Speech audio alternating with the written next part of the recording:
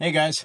So I often get people who ask me about the mistakes I've made and the lessons I've learned over my years of prepping and collapse awareness and all that.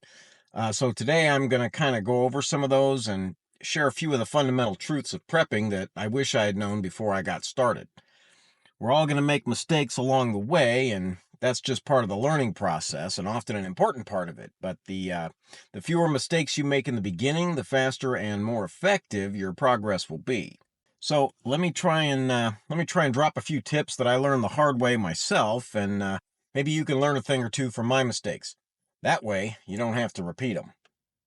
Welcome to the wasteland, my friends.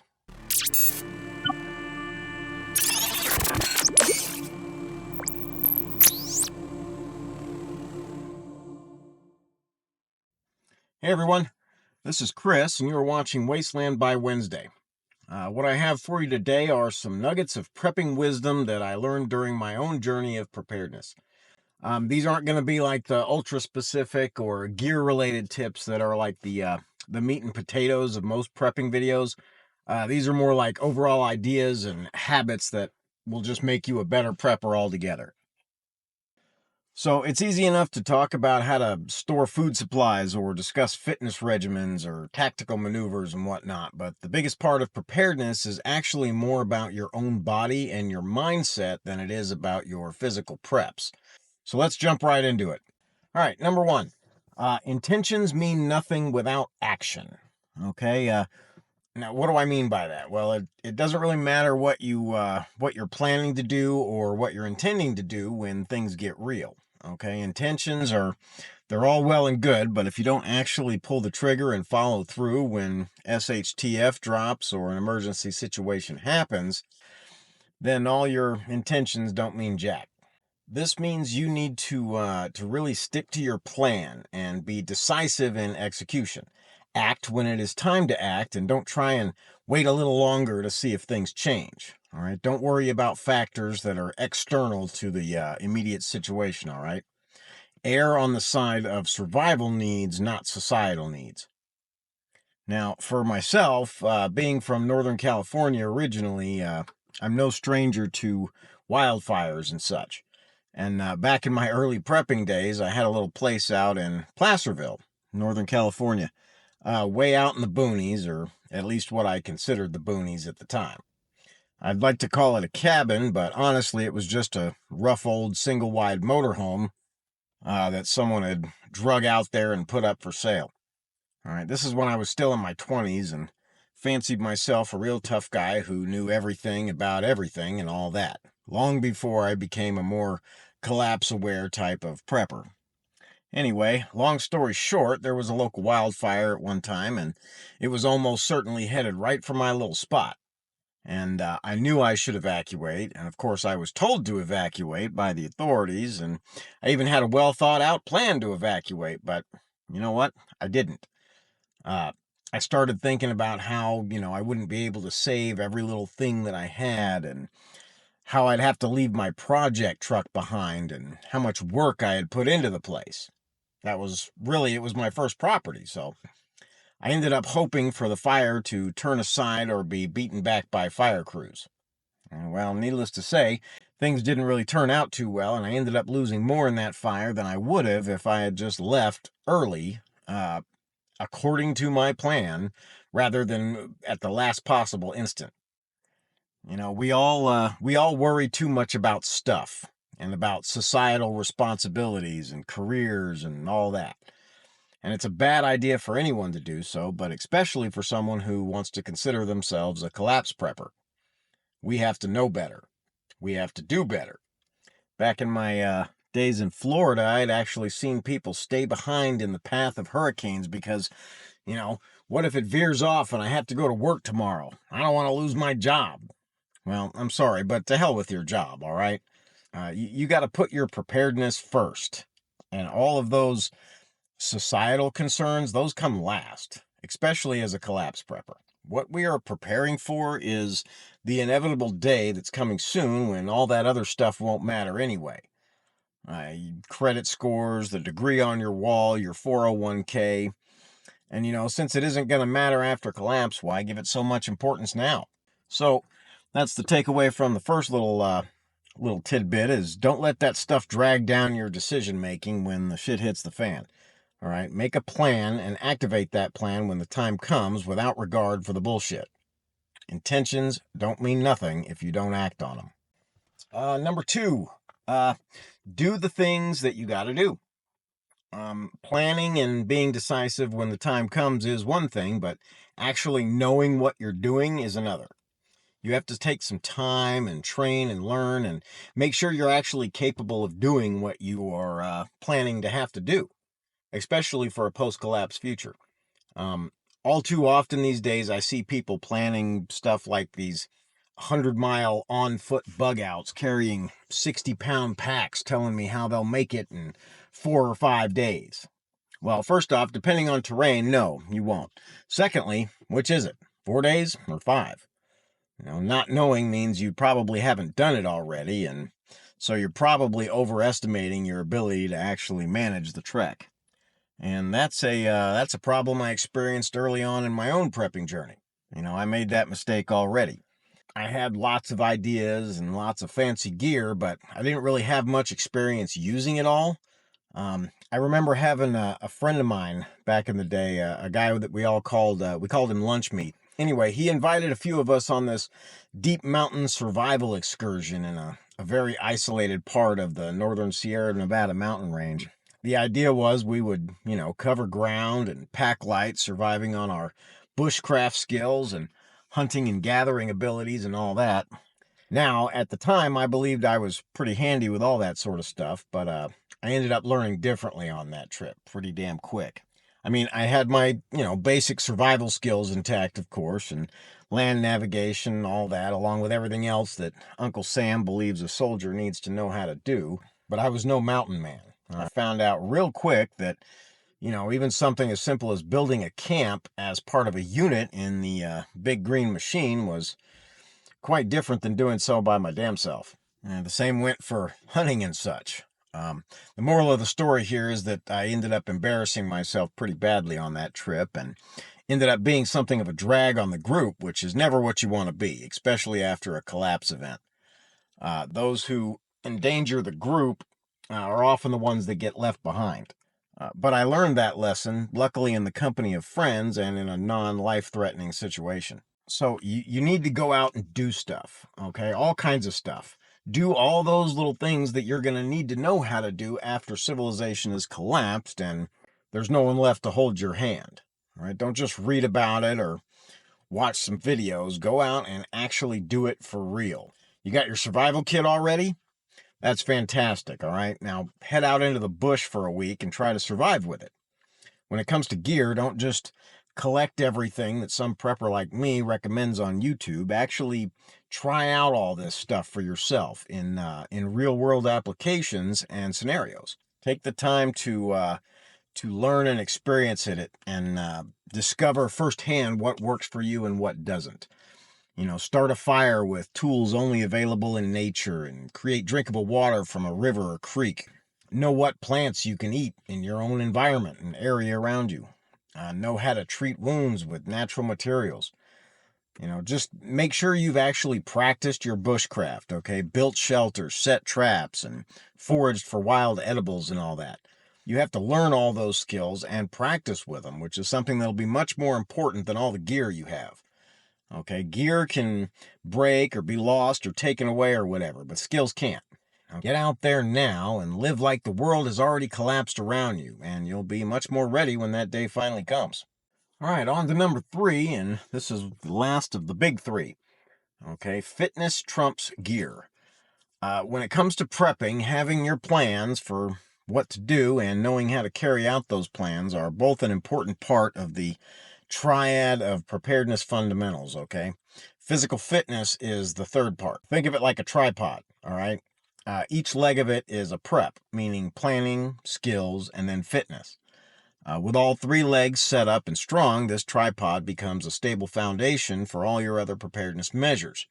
If one of them is weaker than it needs to be, then it can mean that all the preps held up by this base are in jeopardy of collapsing. And if you have a leg missing entirely, then the tripod won't even stand up at all. All the prepping you do that comes after that will be doomed to be a failure. Fitness is possibly the absolute best preparedness measure that there is. Certainly, it is critical in combination with skills and planning, okay? But gear doesn't really mean so much. You can have an entire armory stockpiled somewhere and food reserves for decades, but if you can't handle the physical requirements of a post-collapse life, well, you won't really last long enough to use it all. Back in the day, and even still today, you'll have seen a lot of preppers who are all about gear and all that, and guns and ammo, but they don't seem to have it together in the marching and or hard work category. Now, society has instilled in us all a lot of different dependencies, okay? Little bits of mental conditioning that make people more suitable for living life as a productive member of society, but less suitable for survival once that society no longer exists.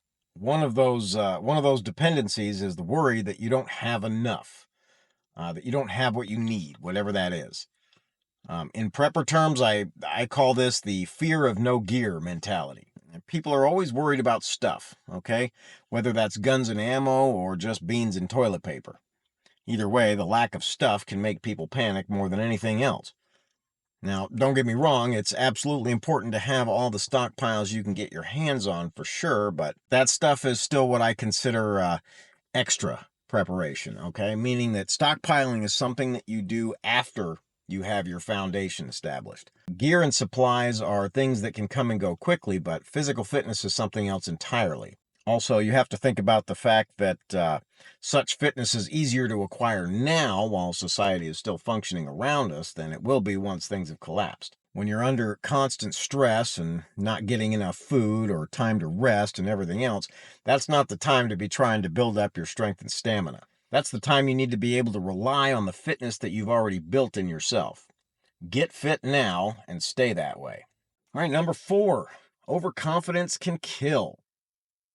Okay, so you have your foundational tripod now, right? And you're really starting to see yourself as a professional. And by that time, you really are a pro compared to most people. But this is when a new danger can crop up in your preparedness. And it's one that even experienced professionals fall victim to all the time. I'm talking about overconfidence. You start thinking about little areas where you can slack off a bit, right? Geez, we can handle a little mishap in the field just fine, yeah? We don't have to worry about that worn bowstring today. And, hey, it's fine. My gas tank is less than half full tonight, but really, I can handle that. No big deal. Well, it could be a big deal. It is very easy to fall into a pattern of slacking off and not devoting full attention to everything.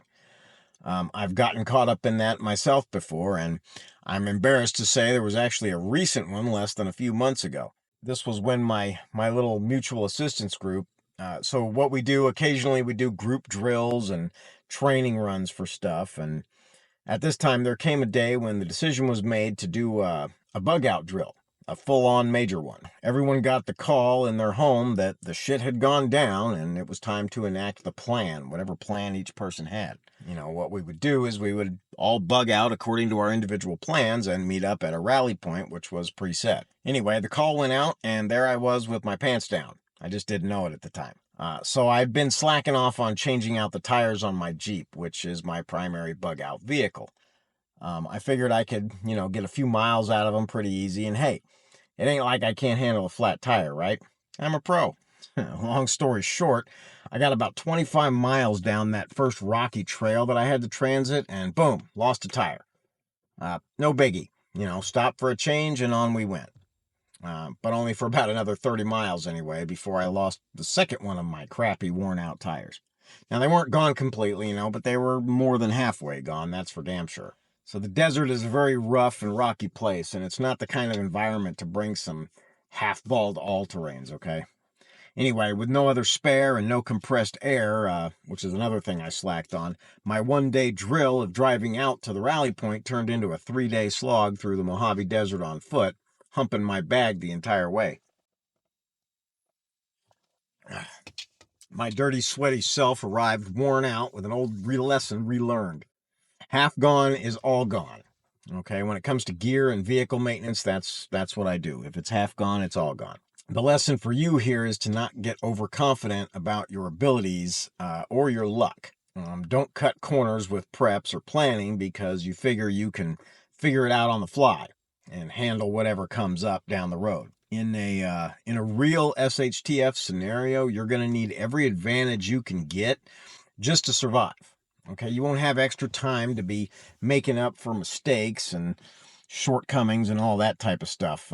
After collapse, that's all bad. Don't hedge because you think you can get by with less. Do things right the first time and on time. Being overly confident in your abilities is just a down payment on a body bag. All right, so we got number 5. Number 5 is definitely a big one, okay? Don't go it alone.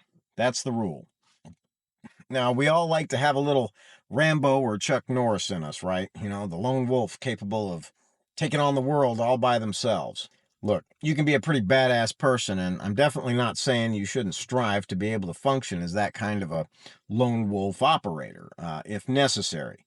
It's certainly a good skill set to have. But really, the most badass people that I've come across, and I've come across quite a few, they're usually that capable specifically because they are part of a team that has trained together, worked together, ate together, slept together, lived together. Unit cohesion is a very big deal. Surviving the initial collapse event and managing your own bug out from the danger zones and all that, sure, those are usually where those lone wolf types of operating skills are going to come in real handy, okay? But that stuff isn't what's going to see you through the long haul of a post-collapse life. And you know, there's some great examples of it. Here's a good one.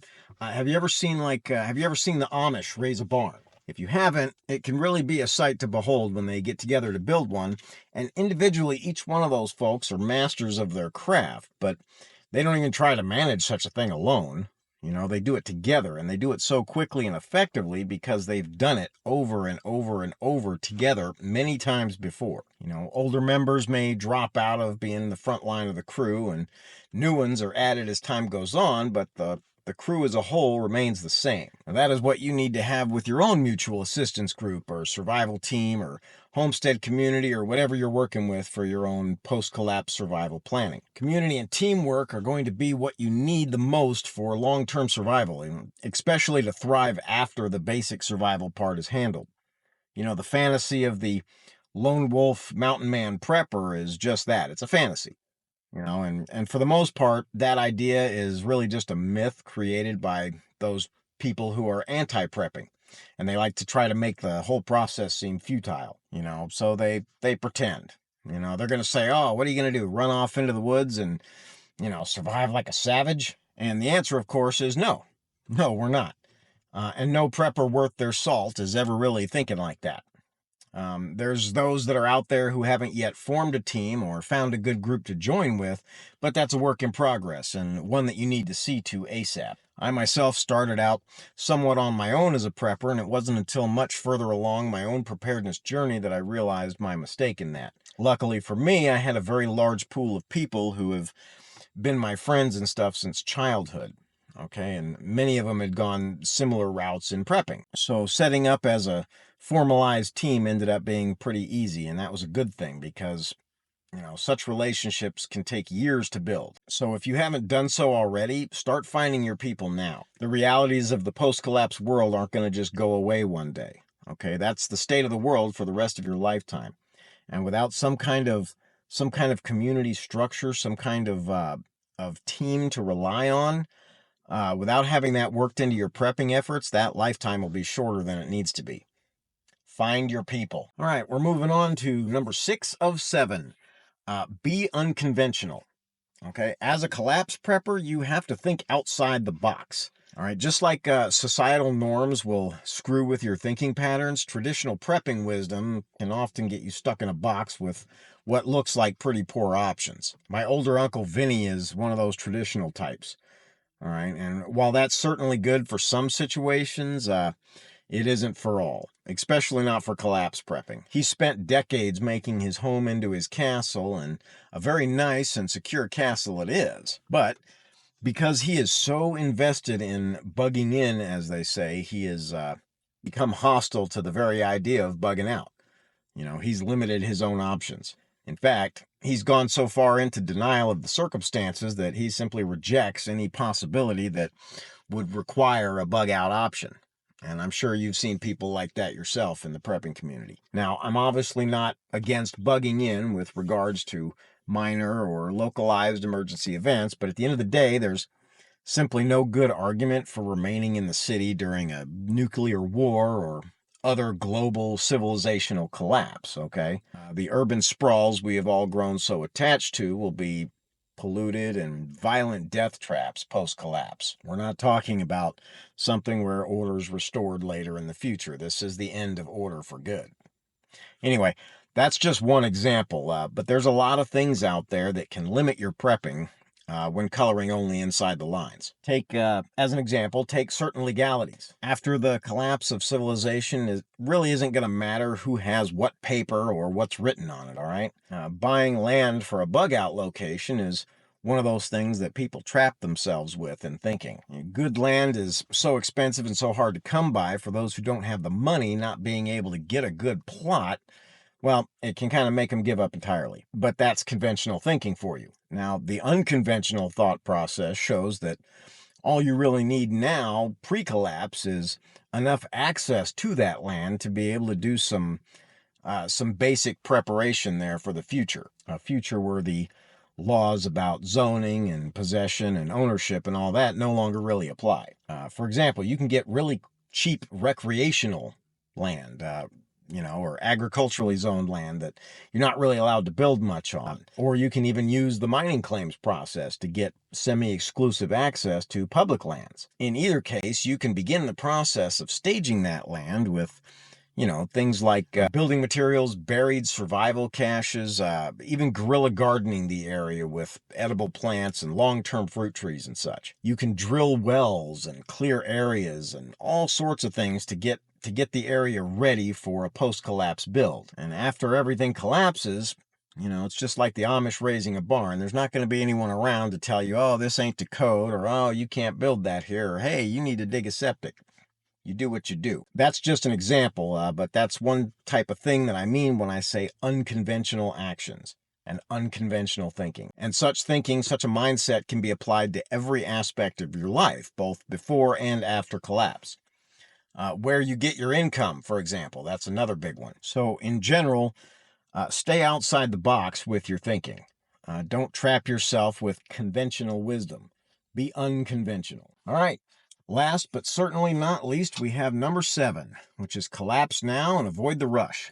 In a perfect example of being unconventional, you should start living now with a collapse-oriented mindset. I often can sum this up by the saying, why wait?